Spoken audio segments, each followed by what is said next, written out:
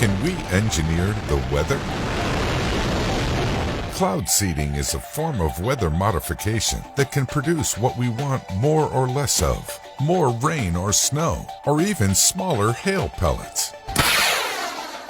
China is building the world's largest weather modification system to artificially enhance rain that will cover an area of over 2.1 million square miles by 2025. Today, at least 52 countries across the globe are using some sort of weather modification program. While it may sound too good to be true, the technology has been around for more than 75 years. Clouds are made up of tiny water droplets. Groups of droplets form water vapor, or ice crystals. By itself, this water vapor isn't dense enough to fall to the ground as precipitation. Instead, it rises until it becomes supercooled and condenses around tiny particles of dust in the sky, called condensation nuclei. It takes billions of these condensed water droplets to form a visible cloud. In cloud seeding, a seeding agent is used as the condensation nuclei. Typical seeding agents are chemicals such as silver iodide, potassium iodide, or solid carbon dioxide. These are shot into clouds by rockets or sprayed into clouds using drones or aircraft.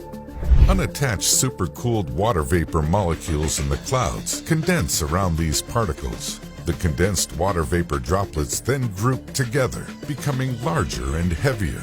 This process continues until the droplets are large enough to fall as rain. Recently, the UAE created artificial rain using drones. These drones targeted certain clouds with electrical discharges through concentrated lasers to force water droplets to pool in the air, triggering the desired rainfall. Today, the largest cloud seeding system in the world is found in China. China creates 55 billion tons of artificial rain a year. Other countries are also looking to ramp up cloud seeding efforts in the hope of increasing precipitation. Thailand has an ambitious aim to remove water shortages in 98% of the country's drought-affected areas by 2037.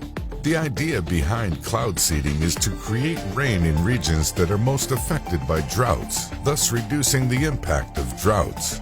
In 2015, cloud seeding increased the local rainfall in Texas by about 34%. The technology can also be used to manage hail.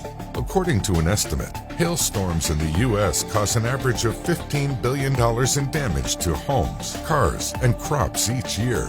Cloud seeding increases the number of ice pellets in hail-producing clouds, but decreases the size of each pellet. This can reduce the damage caused by hail. Cloud seeding can also clear away fog by turning it into precipitation, improving visibility around airports. But there is a catch. For cloud seeding to work, specific atmospheric conditions must exist.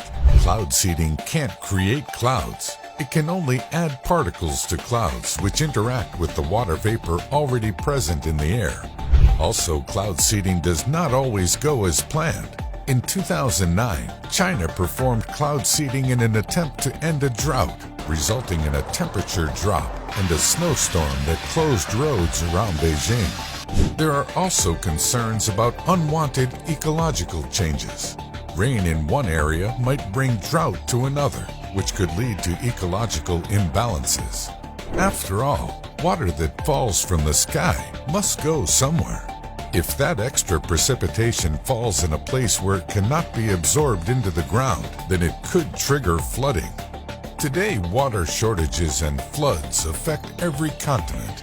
Around 1.2 billion people, or almost 1/5 of the world's population, live in water-scarce areas. Another 500 million people face intermittent scarcity, and around 1.47 billion are directly exposed to the risk of intense flooding. While cloud seeding is not a permanent solution, it may help to reduce the number of those affected.